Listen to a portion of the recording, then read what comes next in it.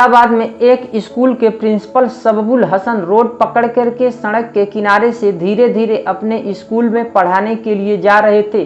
तभी बाइक सवार दो व्यक्ति आए और उन्होंने सीधे बाइक से चलते हुए ही उनको सीधे गोली मार दिया। गोली लगते हुए ही वह तुरंत वहीं रोड पर गिर पड़े और तड़प तड़प करके उनकी मृत्यु हो गई। पुलिस को जब कॉल किया गया अगल बगल के लोगों द्वारा तो पुलिस आई और उनको उठा करके जब अस्पताल ले गई तो डॉक्टर ने यह घोषित कर दिया कि अब तो यह मर चुके हैं। पुलिस जब मामले की तहकीकात करने पहुंची तो पुलिस ने जब सब कुछ पता लगा लिया तो उनके शक की सुई एक नाबालिग के ऊपर जा कर के ठहरी जो कि कक्षा 10 का छात्र था। मगर ऐसा क्या हो गया, क्यों इस नाबालिग ने ऐसा खतरनाक कदम उठाया?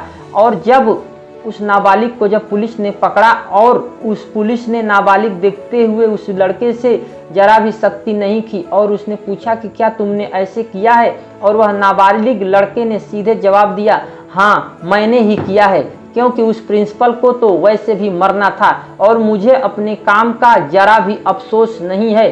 फिर ऐसा क्या माजरा हुआ कि कक्षा 10 में पढ़ने वाला छात्र जो कि काम बड़े बड़े शार्प शूटर भी करने में थर्राते थे, उसने क्या हुआ कि इतनी आसानी से उसने चलते हुए गोली मार दिया और जिसका इस लड़के के ऊपर जरा भी फर्क नहीं पड़ा। क्या माजरा था, ये जानने के लिए हम लोग आज की इस कहानी की आइए दोस्तों पड़ताल करते हैं। दोस्तों नमस्कार, मैं नीरज सेल्फेल। तो दोस्तों मुरादाबाद जिले के मैनाठेर थाना क्षेत्र के गांव रहटा में मां कविता, पिता रंटू राघव, बड़ा भाई शिवम राघव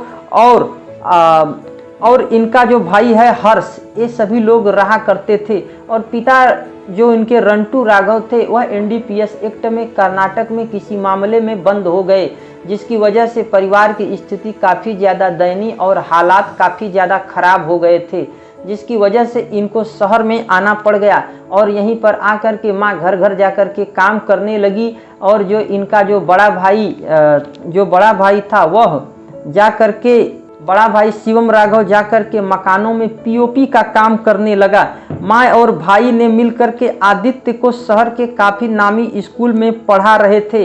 लेकिन ऐसा क्या माजरा हो गया कि यह इतना पढ़ने लिखने वाला लड़का इतना खतरनाक कदम उठा लिया? इसके पीछे की जब केस की स्टडी की गई तो असल मामला निकल करके सामने आया। असल में इनका एक छोटा भाई था जिसका नाम था प्रिंस बचपन से ही पढ़ने लिखने में काफ़ी तेज था और उसकी उम्र थी महज 14 साल और उसने इसी साल फरवरी 2024 में आत्महत्या कर लिया।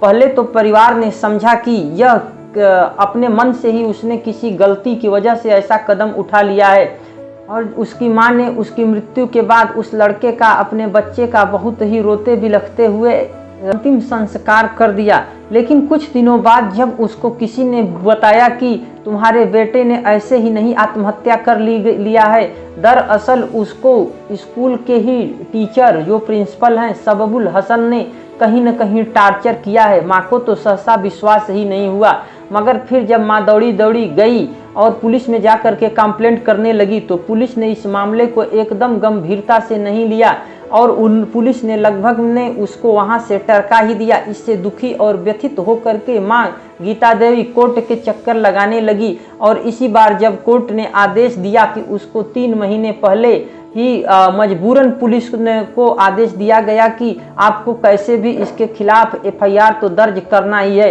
एफआईआर दर्ज होने के बाद जब पुलिस ने उस मां से पोस्टमार्टम रिपोर्ट मांगी लड़के की तो असल में उसका पोस्टमार्टम उस समय हुआ ही नहीं था, जिसकी वजह से मामला रफा दफा हो गया और मामला पेंडिंग में पड़ा रहा था। जिसकी वजह से माँ हमेशा कहने लगी कि अपने बच्चों को, क्या तुम्हारा भाई ऐसे ही मर गया, निरर्थक मर गया, क्या तुम लोग उसकी मौत का बदला नहीं लोगे?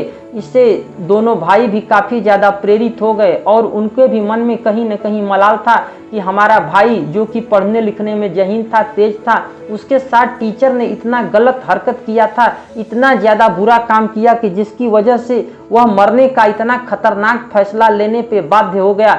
दोस्तों ये बहुत ही हमारे विद्यालयों की मर्मांतक स्थिति है, बहुत ही खराब और दयनीय हालत है कि हमारे विद्यालयों में पढ़ाई के बजाय लड़कों की कभी कभी पिटाई भी की जाती है।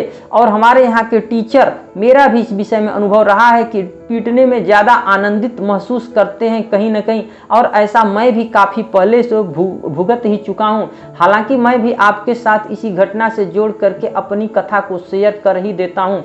असल में मैं सन 1992 या 94 के लगभग, मुझे अच्छे से याद नहीं है, मैं कक्षा 2 में पढ़ाई कर रहा था और उस समय वहाँ के टीचर बहुत ज़्यादा लड़कों को बांधते थे, मारते थे, जिसकी वजह से काफ़ी ज़्यादा लड़के स्कूल छोड़ कर के भाग गए थे और दोबारा पढ़ाई करने भी नहीं आए थे। इसका मैं खुद का एक भुक्तभोगी उस समय रहा। हालांकि मैंने डर डर के किसी तरह से पढ़ाई तो जरूर कर ली, मगर उससे हमारे विकास में, पर्सनैलिटी डेवलपमेंट का कार्य हर हाल में रुक गया था। आज मैंने मौका देख करके आप सभी लोगों के साथ अपनी भावनाओं को शेयर कर दिया।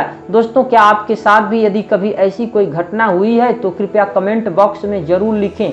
और आइए हम लोग लौट चलते हैं आज की कहानी पर।